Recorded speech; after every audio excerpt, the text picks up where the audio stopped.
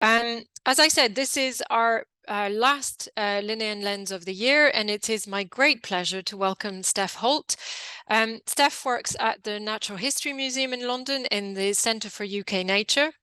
She's been at the museum for 9 years and is also at the same time as being one of their curators, currently undertaking a master's in historical studies in Oxford. And of course, she is working on Gilbert White. So there is nobody better to talk about Gilbert White today. Steph is also one of our very active fellows. She has had a look at the bat in the collection store, if I remember well. She's been a member of council, so it's a very great pleasure to welcome you, Steph, and she's you can't see this, but she's sitting right opposite me, to talk about today's topic, the enduring nature of Gilbert White's Natural History of Selborne. Over to you. Thanks very much, Isabel. Thank you for the fantastic introduction there. So thanks everyone for coming along to my talk today. I'm just going to open up my slides. We're going to start off just with a few slides. Hopefully everyone can see that okay. We're just going to start off with just a few slides, just introducing the subject and what we're going to be talking about before we move on to the more exciting bit, which is looking at some of the holdings here at Linnean Society. I'm going to be looking at some of Gilbert White's material that's held here primarily, but we're going to talk a little bit just to start with, looking at who Gilbert White was, what he did, and why this publication, The Natural History and Antiquities of Selborne, has really lasted quite so long in our psyche as naturalists, but also influencing many other fields as well, and why it is still today the 4th longest constantly in print book in the English language, which for a small book published by a naturalist in a small village in Hampshire, I think is a rather amazing thing that he's had such an influence over so many of us. So many of you will be aware of this already, I'm sure, but I'm just going to quickly revise on who Gilbert White was. And this is the good Reverend White. Born in 1720 and died in 1793. He was never actually the vicar of Selborne. He was the curate on a number of occasions, but he could never be the vicar of Selborne because that was while his grandfather's role was in the living of Magdalen College. However, Gilbert studied at Oriel College in Oxford, so could never become the vicar of Selborne. And indeed, his career vacillated between various different curacies, as well as fellowships back in Oxford as well. I just want to introduce as well this image while we're looking at it, because you might think, oh, it's a very pixelated image that Steph's put up there, but actually it isn't. This is a mosaic image that we had made a few years ago at the Natural History Museum. It's actually, if this little zoom in works, great, it's actually made up of lots of little coloured pixels from our digitised collections at the Natural History Museum, which is a rather wonderful thing. That's actually been created from a colourised version of this image. The original, you should hopefully see popping up in the bottom of your screens there, is one of only 2 images in life done of Gilbert White. He never actually sat for a portrait. This was one of 2 little pen sketches done in the margins of his copy of Homer's Iliad that were done by, I think, a friend of his at university. He was presented with that book by Alexander Pope, I think about 6 to 18 months before Pope actually died, on his graduation. So it's Pope's translation of Homer's Iliad.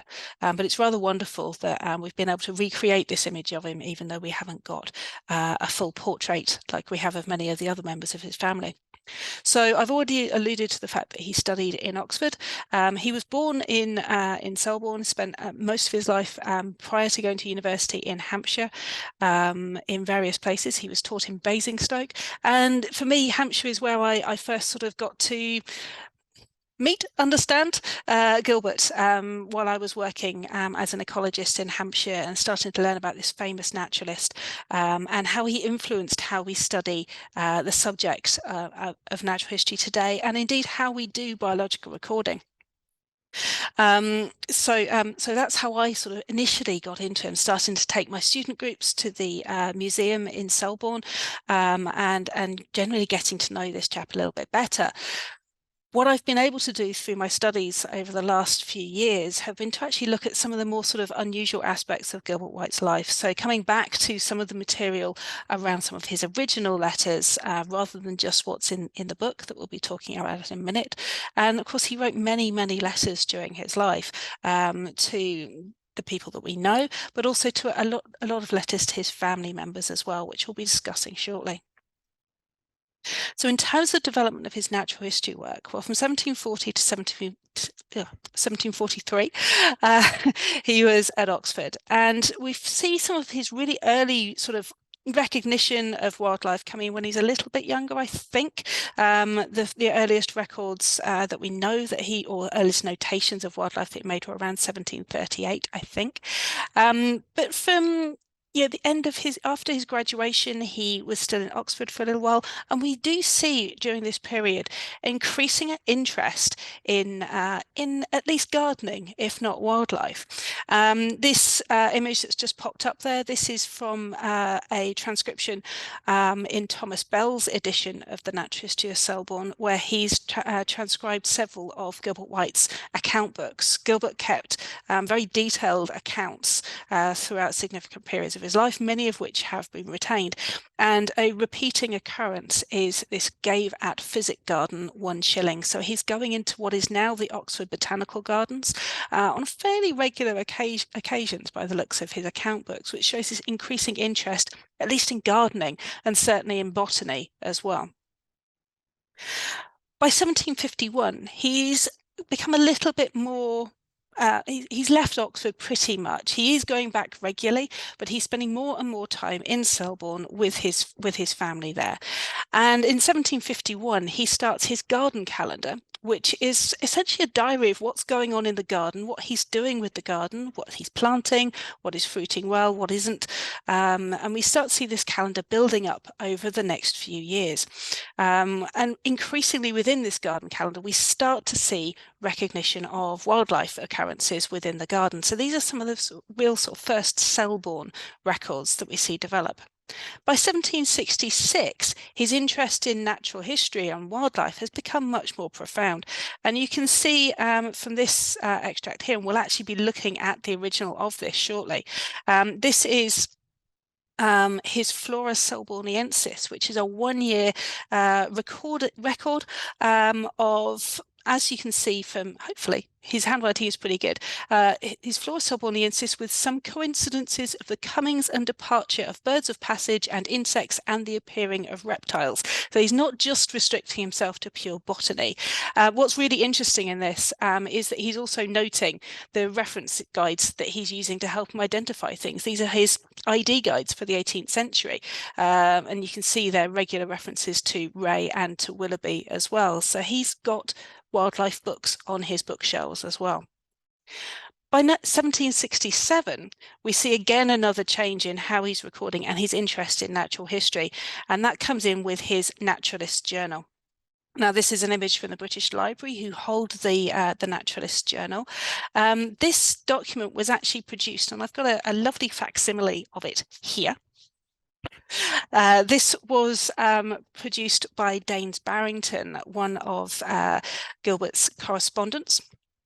And actually, Barrington sent White a copy of this before they'd actually met and started their correspondence in person, because he'd heard about his interest in recording wildlife through, most likely through Benjamin White, Gilbert's brother, who was a bookseller and publisher in Fleet Street. And we'll be talking a bit more about Benjamin later. And we see a lovely reference in one of the letters to Thomas Pennant with White mentioning that Pennant's friend Barrington has very kindly sent him this journal.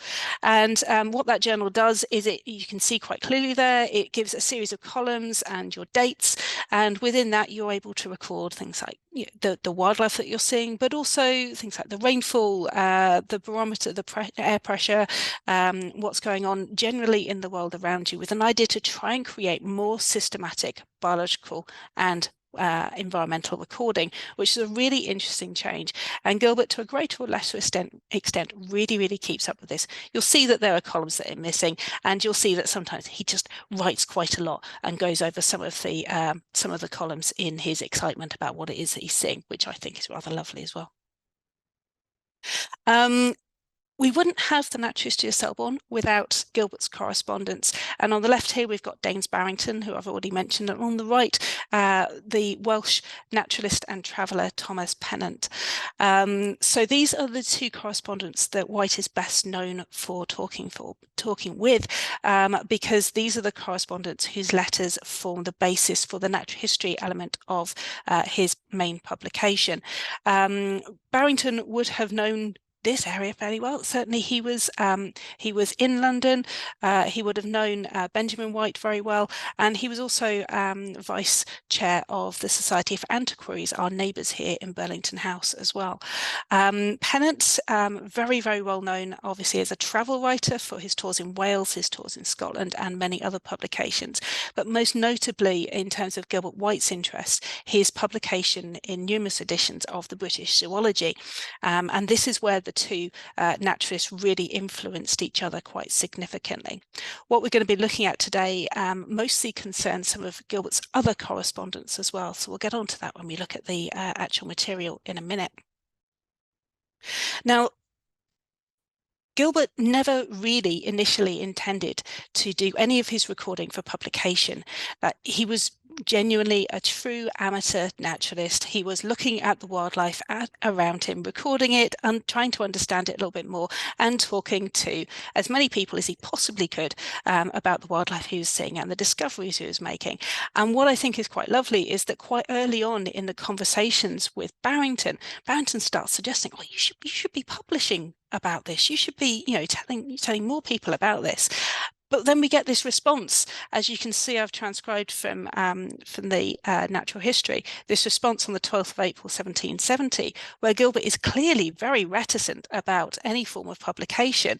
You can see this is no small undertaking for a man unsupported and alone to begin a natural history from his own autopsy. He felt often quite isolated in Selborne, isolated from other naturalists, and certainly not many people were able to get down to quite an isolated village to visit him and see what he was looking at.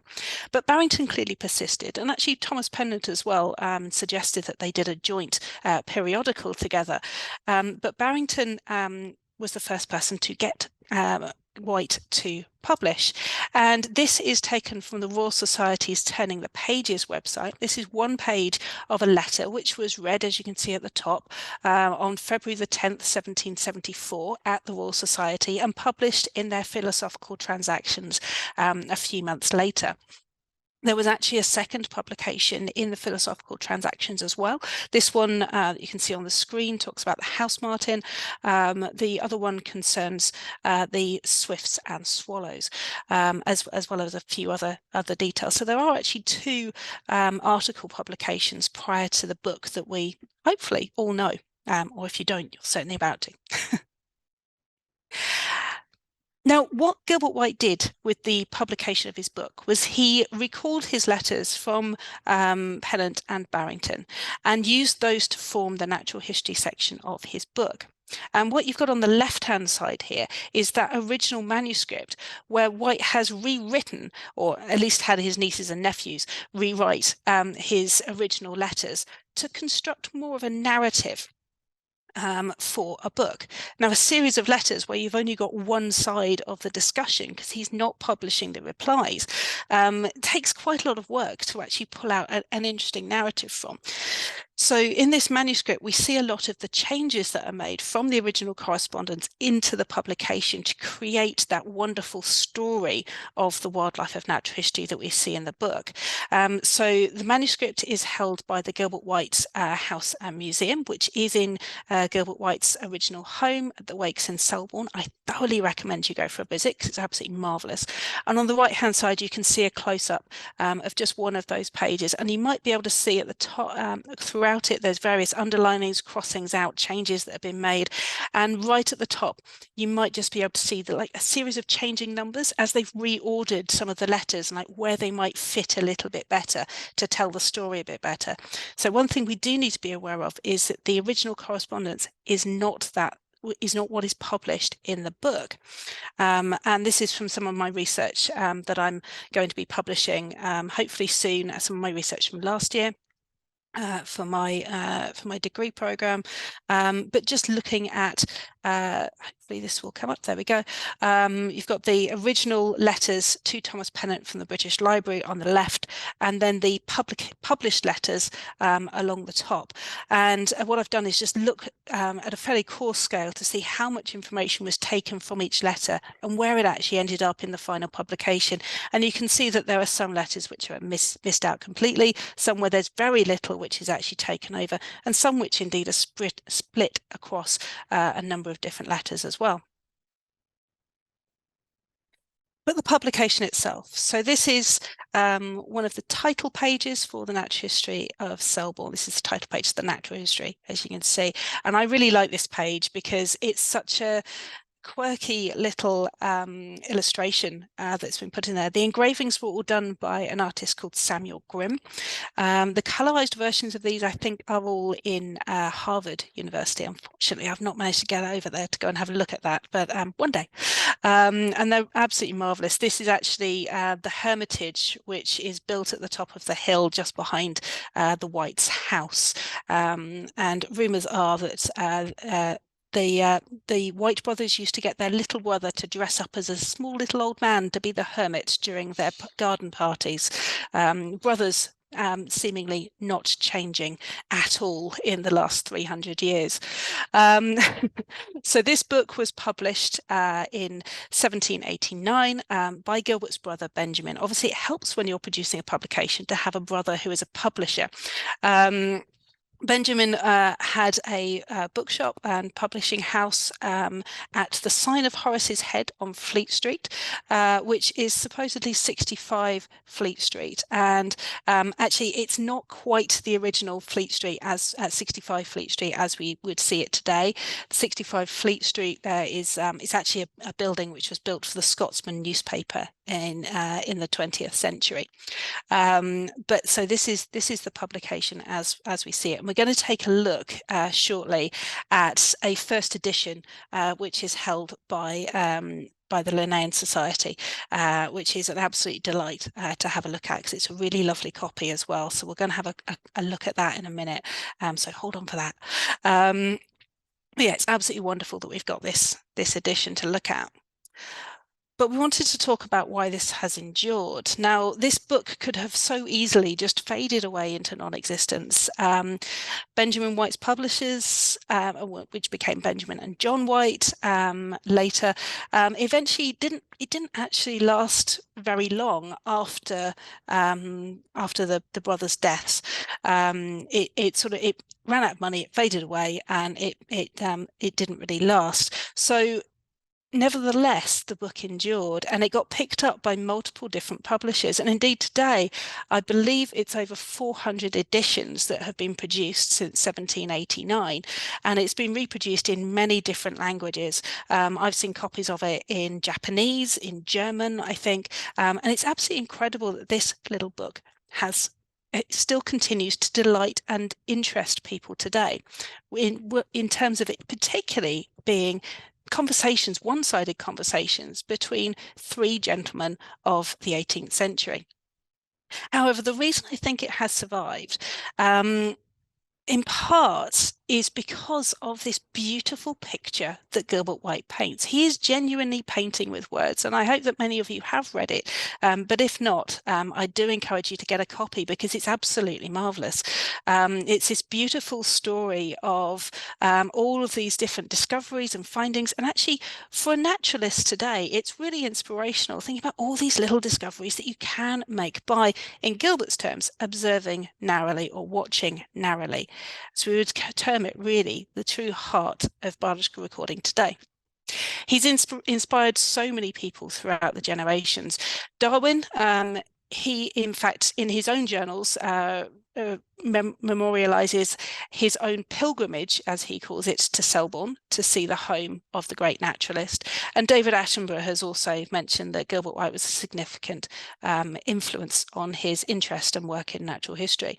On the left-hand side of your screens there, you'll see that there are actually this was taken just really quickly from Blackwell's website, but there are 4 editions of it currently in print, all of which are fantastic and have many positive qualities to them and really interesting editorials and introductions.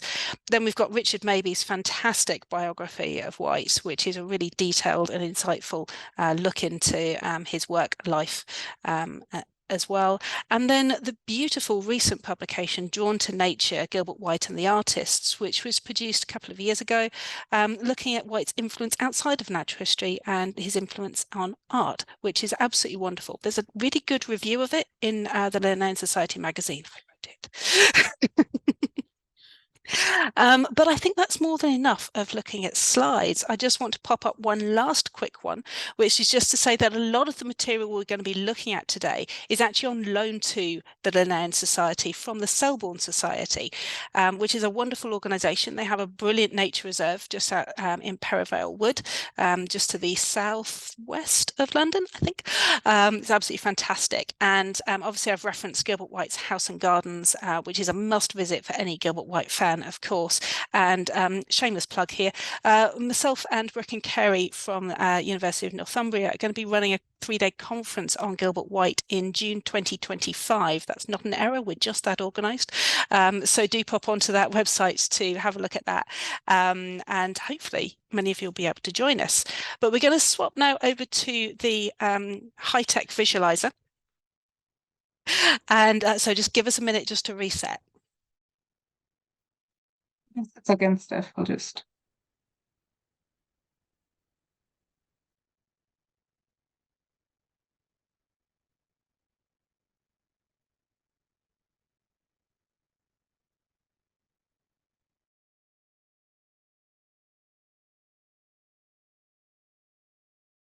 Padma, could you pin the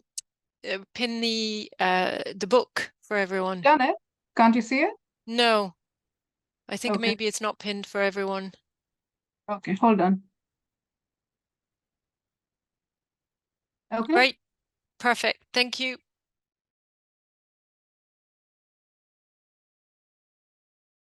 Unmute. Starting off with the absolute centerpiece. This is the Linnean Society's copy of the first edition of the Natural History and Antiquities of Selborne. And I'm just going to start off with the beautiful thing you can just catch a little glimpse of right at the front, because this exists in all of the first editions, but also has been duplicated numerous times. This fold out engraving of Selborne is absolutely stunning. So bear with me 1 second.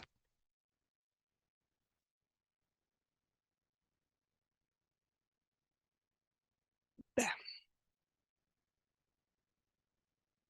There we are. You got it.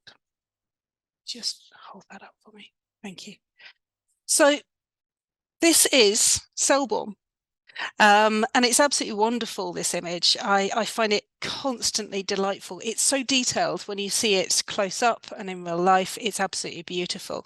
But here we're sat on the hill just outside Selborne village, looking back into the village from this wonderful viewpoint. And here we get to see in a lot of ways why Selborne was quite so fascinating to Gilbert White, because it's cutting through, the village cuts through so many different geological types that you've got this real hub of wildlife within this area. So he's seeing this real diversity hotspot in terms of what he's able to find, and a lot of that is coming from this geological diversity just from the landscape that he's in.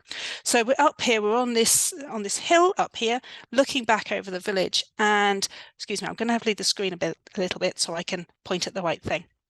Over here, you can just see the church. That's St Mary's Church. That's where he was curate. It's also where he's buried as well. So just behind the church, there's a little signpost which signs you to Gilbert White's stone. Just here, you can see this is the Wakes. This is Gilbert White's house, and where he did most of his studies as well. And if you can just see right at the top up here, trying to do this backwards without looking, this little hut that you can see right at the top, that's the hermitage that I showed you from the other image earlier on. Now, this version of the book is particularly fascinating. Thank you, Isabel. If we just shimmy this one back along. And I'm going to try and show you this. Unfortunately, the inscription I want to show you is in pencil and very, very hard to see. So if we try and lift this up, it's right down the bottom corner there. You might just see that little pencil note that's been put on there. There, I think we can safely put that back down again. This copy was actually given to the Linnean Society by Benjamin White, the publisher who published it, not too far away from here at all. So it's really lovely that we've got that notation that it was actually delivered to the Society in 1790. So it's really lovely that we have that connection. There's no evidence that we found so far. We did check the database. There's no evidence that Gilbert White was a fellow of Linnean Society. He wasn't in London that much. By that point, I was a little bit surprised we didn't find either Benjamin or Thomas, who are Gilbert White's two brothers who did live in London, but we weren't able to find those on the Register of Fellows either. Perhaps some of the younger generation who did stay in London might have joined, but maybe we might find evidence that perhaps he came to a meeting. You never know. It might be tucked in there somewhere. There's still so much work to do. So that's our edition, our first edition at the Linnean Society. I think we've got several editions of it in the collections. I think it's something about 10 editions that we have in the library collections. I did check the other day. Can't remember off the top of my head, but I think it was 10. So yeah, so it's a beautiful version of it. If you ever get the chance to see a first edition, the engravings within it are absolutely delightful. So I do recommend that. But the majority of the rest of the Linnean Society's holdings, oh, thank you, Isabel, that's really nice to see that. The majority of the rest of the Linnean Society's holdings around Gilbert White are this Selborne Society collection, which they have loaned to the Linnean Society really for safekeeping. And it's an absolute treasure trove. So this is what we want to show you over the next few minutes. Just a little, some of my highlights, at least. Not everyone might agree. I might not have picked the right ones for everybody who's looked at this collection. But one of the first things you see at the top of this case, I think if we just show it, you just go, okay, there we go. Perfect, thank you. This is something I wasn't expecting to find in this collection. This is Gilbert's letters of orders and also his episcopal seal as well. So it's not just a collection just of Gilbert White's papers, but also some really fascinating ephemera. And you'll notice as well this wonderful casing that Isabel is trying to show you here is actually purpose built for this collection, and it's a really, really lovely storage facility that we've got for this collection, which just separates everything out really beautifully in really good archival storage. But it's really nice that we've got this seal and this letter, because it gives us another element to Gilbert White beyond his natural history. He was a man of religion, and it's important to recognise that within his work and what he's trying to do, I think. And it's certainly when we're trying to understand the man a little bit more, we need to understand, the whole sort of suite of what made Gilbert White himself. Let's move on a little bit though, because I think the next thing we were going to look at was, thank you, this very small, you can see with our hands for scale, this is actually a really small little notebook that we've got here. Thank you, Isabel. This is something you've seen on the slides. If we just open it up, that's okay. This is Gilbert White's calendar of flora for 1766. So this is this 1 year Flora Selborniensis, this 1 year record, this challenge that he'd set himself of, I'm going to record all of the plants and then also all of the other things that I see. Much like we would do today as naturalists, this is where he's starting to get really, really excited. You can almost see in the journals around this same period, to use a modern term, the lifting of his plant blindness to an extent, and suddenly everything is all of these different species of plants. And this is where that sort of interest really starts to expand out into something we would genuinely recognize as biological recording today. So here we've got, this is the sheet that I showed you on the slide earlier on. This Flora Selborniensis, plus also all of the other interesting things that I saw. But I do, as I said earlier on, I really like how he's denoting which books he's using to identify these things. We can go back to those pieces, of course, and study what he was studying. What are the identification guides, for example, that he's using? For me, where a lot of what I'm doing at the moment is working on transcriptions of Gilbert White's letters and his journals and his notebooks, trying to actually go through and understand what species he's actually talking about can be quite tricky. To have this sort of information, to understand who he's following, which books he had at his fingertips to help him identify things, is really useful, because when I'm confused over a name, I can go straight back to that original source and actually work out what he was talking about. Sometimes it's really unclear, so it's really useful. And you can see on the other side here, it's a really simple notebook, but he is within it doing everything we're doing today as biological recorders. He's recording what he's seeing, where he's seeing it, and when he's seeing it, as well, of course, who it is that's seeing it, him. So it's a really wonderful, true biological record that we get there.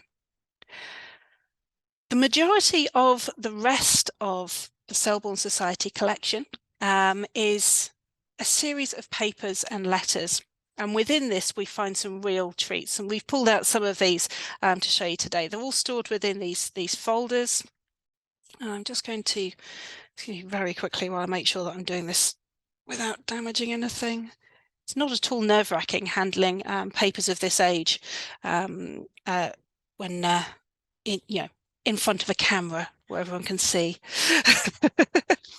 But I thought I'd start us off here with this one. So a lot of the letters within this collection are family letters, and a lot of them are the letters that he wrote to his brother John. Now, John White spent a lot of time in Gibraltar, and he later became the vicar in Blackburn. So they didn't actually see each other an awful lot. So there's a lot of correspondence being sent to John White. And what we can see here, first and foremost, is that Gilbert White's handwriting is lovely. From a perspective of someone who has to transcribe this stuff, this is fantastic. It's made my life really, really easy. Some of Gilbert White's brothers, and certainly his niece, we've got some of her papers in here as well, cannot say the same thing about the quality of their penmanship. So we're really, really lucky with Gilbert White.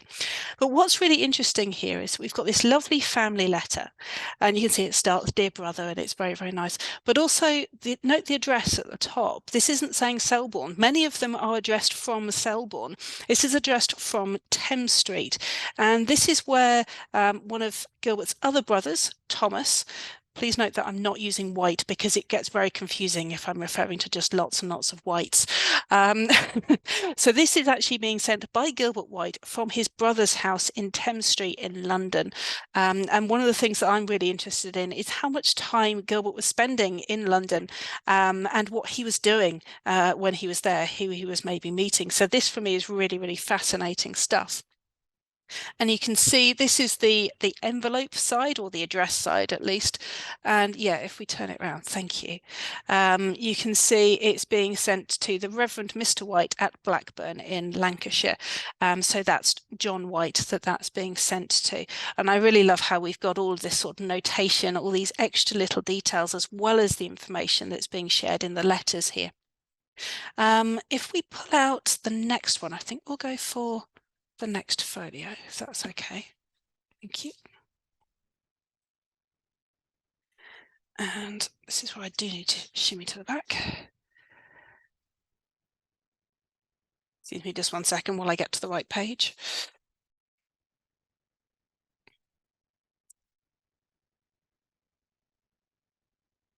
Yeah.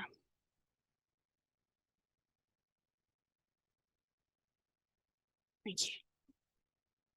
Okay. There we go. A little bit high up. It's okay. We can probably get it from there. That's lovely. Thank you. So you'll see here, you'll notice straight away that this one has been sent from Selborne. And again, it's another letter to John White from Gilbert. What is particularly delightful from this one, though, is I think Thomas White must have been staying in Selborne this time around. So this time we're not in London, we're in Selborne. But we've got, you can see this is very clearly Gilbert White's handwriting. This is what Gilbert's handwriting looked like. If we turn the page, we have different handwriting here. I'm just going to shimmy that up there. We've got a different set of handwriting here, and you can see this is signed by Thomas White. So Thomas has grabbed the next page and also written a letter to John at the same time, all packaged up in the same envelope. So the two brothers are writing, and you can see here you've got, this is how Gilbert often signs off his letters. This Gil White is how, particularly to his brothers, but you also see him doing this to Thomas Pennant as well. So you can see the difference in handwriting. But this letter I find is particularly fascinating because here, now this letter, you'll remember, is dated 1773. Gilbert has grabbed this letter back from his brother Thomas, and he's just thought of something else to add. And right at the top he's written, Jack keeps his teeth very clean, and brother Harry was told in Oxford that Linnaeus is certainly dead. Now we'll start off with the first half of that. Jack was actually John White's son, who was staying in Selborne with Gilbert. So he spent quite a lot of time living in Selborne. So that's a quick update. That's all the update that a father needs, right? Your son's brushing his teeth. That's okay. That's all you need to know. But of course, there's this Linnaeus collection, which is really, really interesting because this is 1773, and I think, Isabel, you might correct me on this, but I think this is shortly after Linnaeus's first stroke. So Linnaeus dies in 1778, doesn't he? But I think 1773 is when he has his first stroke. So there must be exaggerated rumours coming over. I actually think his first stroke is in 1774. But I'd have to double check this. Yeah, we need to. But then his health was ailing. And there are various letters of Linnaeus saying, oh, I hear I'm dead. So, you know, the rumors are circulating that that's interesting. I'm deceased. So, yes, there were. Yeah. But I think that's before his first stroke. But we'd have to check. Yeah, oh, that's really interesting. We'll have to look into that a little bit more. So history happening here live. So I just think that these sorts of conversations are really, really fascinating. And one of the other conversations we can see in this folio, if we just carefully pop back just a few pages. Oh, thank you. That was a little bit safer. Where's 31? I've not quite got there. There we are. Marvellous. So on this page, we've got a slightly more confused thing going on here with some of these letters. And we've got clearly Gilbert White's handwriting here, and you can see up here, yours affectionately, Gil White. And we've got some notes here around Thomas, which have been obviously written as a postscript at the bottom underneath the letter. We have lovely little things like friends join in respects, and these sorts of lovely little statements. And then this is the address, again going to John. And then over here we actually have a letter in response from John White, but the dates don't quite match up, because if we turn this page over again, this is sent on the 6th of March from Farringdon. That's a nearby, that's a Hampshire village. And it's interesting because I think these are possibly slightly out of order, because the first one we looked at is the 9th of March. This is the 6th of March. I think Gilbert got the letter from John, wrote a letter on the 6th of March in the back, then gets back to Selborne, writes a bit of an addendum to the whole thing, and then wraps it all up together within that envelope. But what's particularly interesting in here is that one of the things that they are discussing is that John White should probably write to Linnaeus about some of his findings, particularly from when he was in Gibraltar.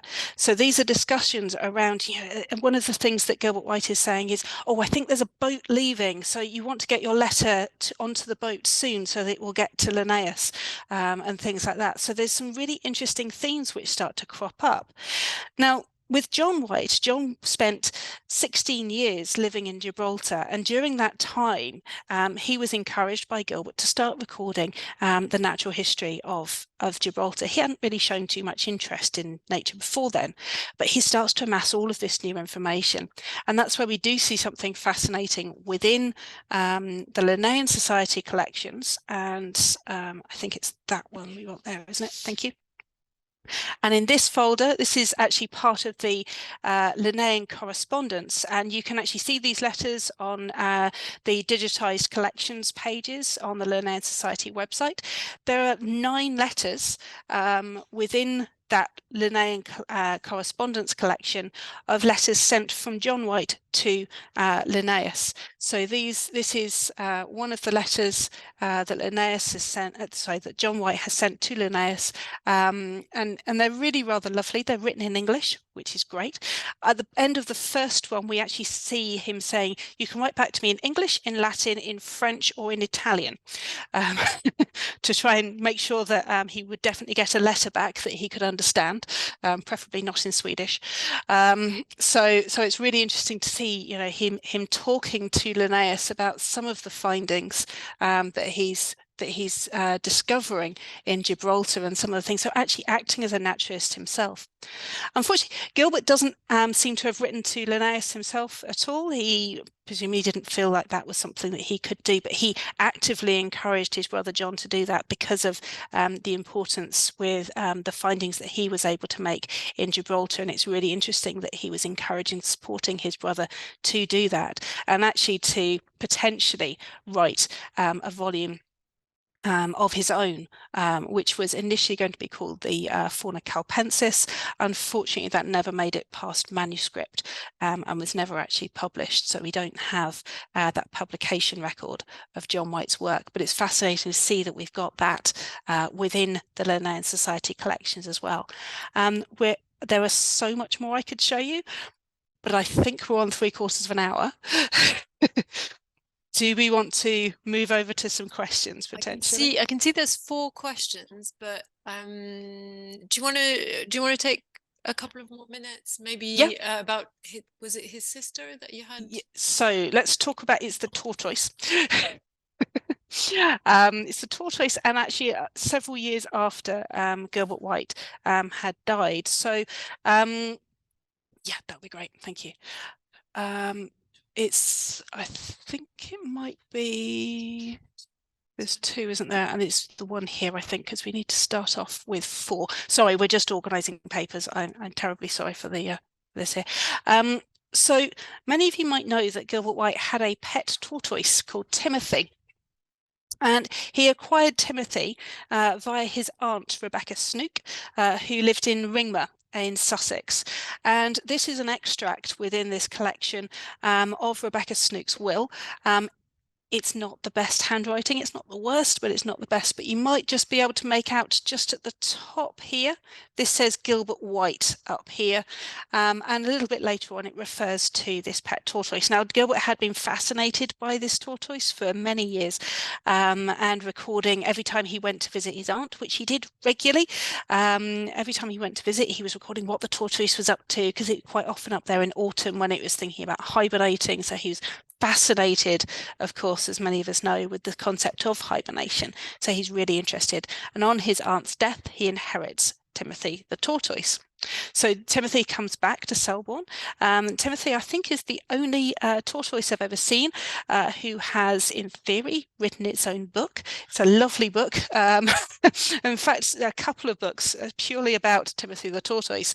And a little bit later on in the story that we're able to tell through this collection, thank you so much as well,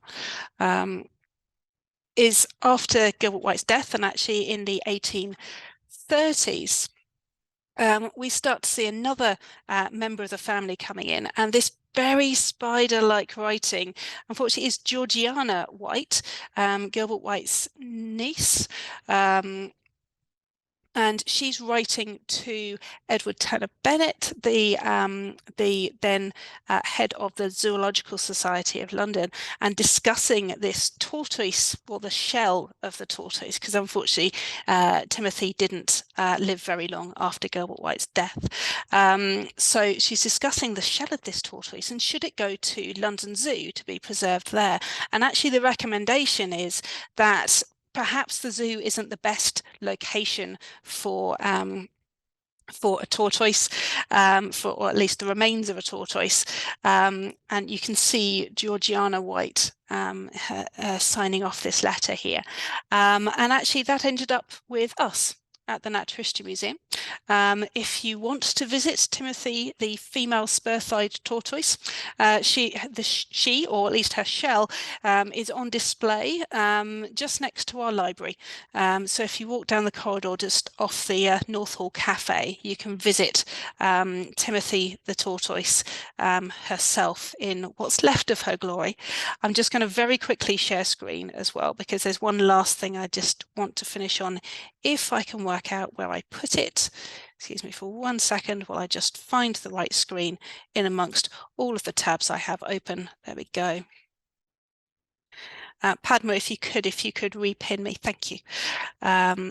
Just pop this one up, and hopefully, oh, there we go. You should be able to see Timothy the tortoise in all of her 3D glory. This is Gilbert White's very favourite pet, once known for escaping and running amok around the village of Selborne in Hampshire. So I think we'll probably leave it there, if that's okay, Isabel. And if we've got any questions, I'm more than happy to take them. Wow, thank you, Steph. That was amazing.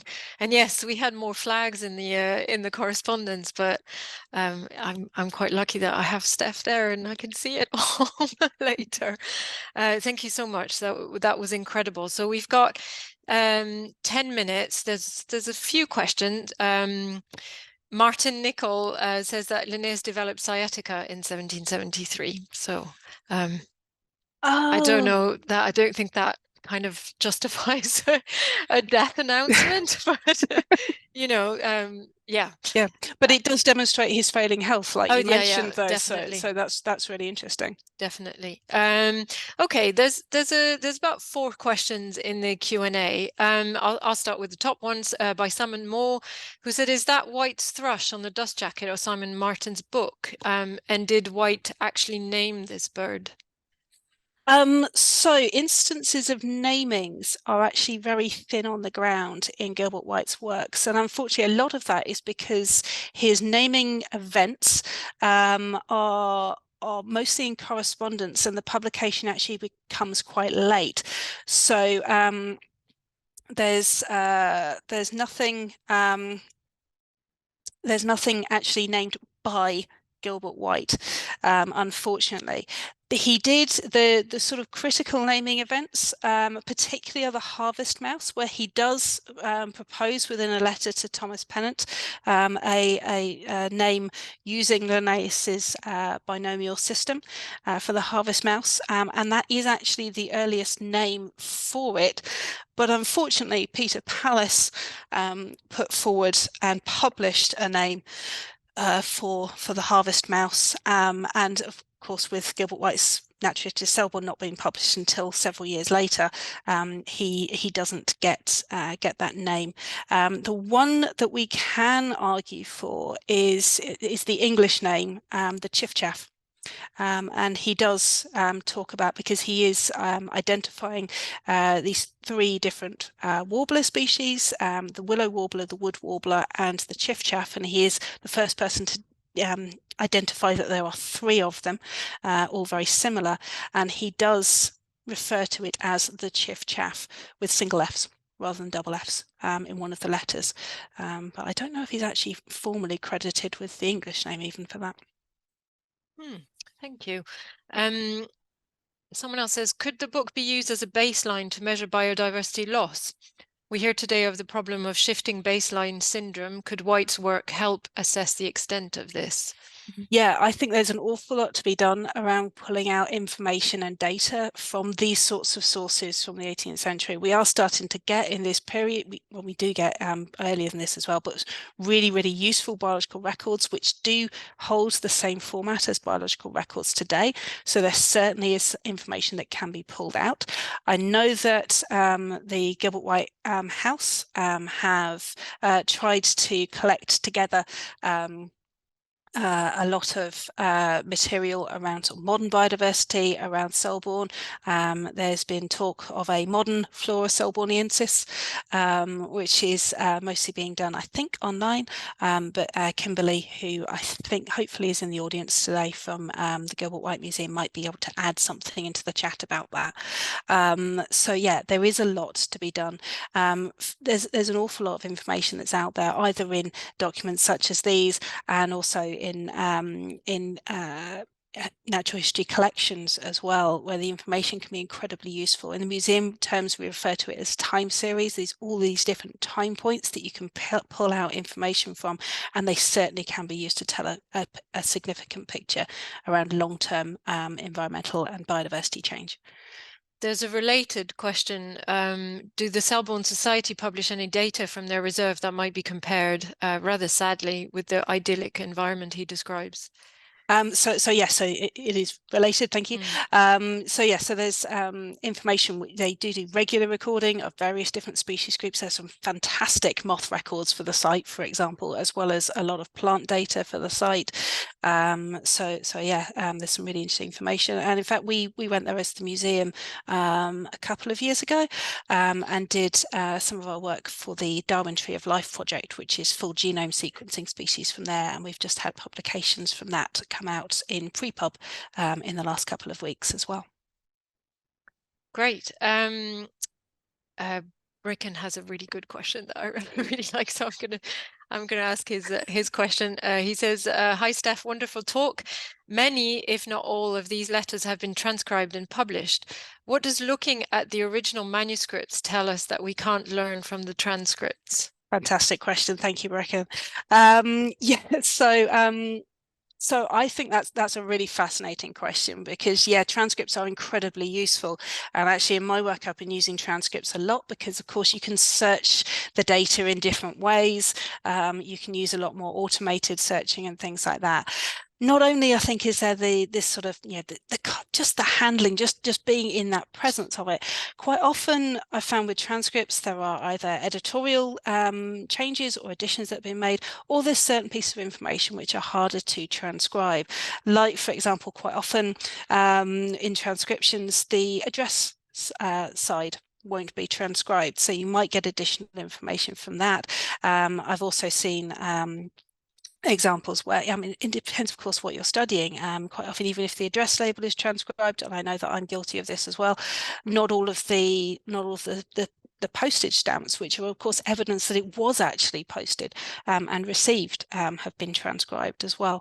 There might be notes and additions made in the margins, and actually understanding what of those are contemporary with the original writing of the document or have been added on subsequently can also be really interesting as well. So there's a lot of information that can be pulled out, which is why I think transcriptions are brilliant and they've got so many different uses, but the original documents are so wonderful. Of course, we do need to be careful. These are important documents and they shouldn't be overhandled, but it's fantastic. Thank you. There's a few reactions to what we've been talking about the white thrush. There is a recent specimen taxidermied at the Wakes, but could find out little about its taxonomy and naming. More on Google, no doubt. And then Henry says, Chiff Chaff, 1F at Chiff, 1792, and Chiff Chaff, 2Fs at Chiff, 1780, both credited to White in the Oxford English Dictionary. Thank you very much, Henry. So thank you for both. There is a question by Trevor Clark who says, "I'm struck by the famous," I'm sorry, I don't know how you pronounce it, doggerel? Is it? The famous doggerel about a Hampshire soldier at Winchester Cathedral. Did Gilbert have any association with Winchester Cathedral as John did in Blackburn Cathedral?" Oh, that's an interesting question. I'm not an expert on the theological side of White's work. I'm very much focusing on the natural history side of things. But I've not seen anything directly connecting him to Winchester Cathedral. There is a fantastic book called To Edify and Delight by Louis Coulson, which does go into the theological side of White's work in a lot more detail. I'm afraid I haven't got it memorized, but it does include a lot of the sermons and where he gave them. I don't remember seeing a connection to Winchester Cathedral, though. Thank you. I have someone who wants to be able to speak, but I'm afraid that's not possible because it's a webinar, and also we've got only 2 minutes left. So I'm really sorry, but I can't give you the microphone. But if you have any questions, please get in touch with us. I will put our email, then I can pass it on to Steph. It's just library@linnean.org, and I'd be happy to pass on your emails to Steph. Yeah. Sarah Hadland is actually from the Selborne Society, responds to the question that we had earlier on, saying that they have a recorder day for invertebrates at Perivale Wood next May, and that's run by the Biological Recording Company, so they will be able to add to their records. It's great stuff. And someone else asked whether Gilbert White illustrated his observations. No, not that I've seen very much evidence of. I've not seen Gilbert White's artistic endeavours in illustrated form. His artistic side seems to come out more in poetry than in drawings. And well, we'll finish with this. I'll just for anyone who's not looking into the Q&A, Bricken, Carrie adds that there are some letters between White and the Bishop of Winchester about visitations and other diocesan business. Thanks, Bricken. And just the last minute, what about the Antiquities? Yeah, so again, I am guilty of focusing on the natural history because that is my interest, coming from a natural history background myself. Yeah, the Antiquities is fascinating. It would be the subject of an entirely separate and different talk. It's a wonderful viewpoint of the Antiquities and the history around the village of Selborne, and you can really see through it, I think, how enamoured White was with the area that he lived in. What is interesting is that particularly his best friend John Mulso was trying to put him off from including the Antiquities, and I think that would have been a real loss personally, but it is very interesting that so few people do talk about it. So you're right to pick me up on that, and I'm really sorry, and maybe we'll look at that another time. Also, I think we would have had less archives to show probably on yes. the subject. So that would there have been are a bit of a problem. Actually, within some of the letters, particularly into some of his previous colleagues in some of the colleges in Oxford, there are more conversations within those letters where he is talking about the Antiquities, and people are offering him information and sharing information about that. So there might make a nice collaborative talk with the Society of Antiquaries. You never know. Well, thank you. I just one there's lots of, oh my god, there are lots of messages that have just come in, and we will pass on all your messages to Steph from the Zoom chat. Just Edward Dawson adds that the National Trust preserved the village. Yes, no, you're absolutely right, and they still own a lot of the Selborne Common and the hangars, which are up behind Gilbert White's house as well, and do a fantastic job of managing and caring for those. That's where that little hermitage hut was that I pointed out. So yeah, they own a lot of the land around there, and yeah, fantastic stuff. Thank you, Edward. And thank you so much to Steph for hosting such a brilliant talk and bringing these manuscripts to life. It's been a real pleasure. Thank you. We will be back in the new year for some more Linnean Lens. TBC, I think, is the, we haven't quite come up with a program. So just look up on our events page if you want to find out more about our next events, because there is Linnean Lens, but as you know, there's a whole host of other events that you can join either online or on site. Thank you so much to Steph, to Padma in the background. It's been a real pleasure as always, and we will see you next time. Have a very nice end to your day. Thank you. Bye. Thanks very much. Bye.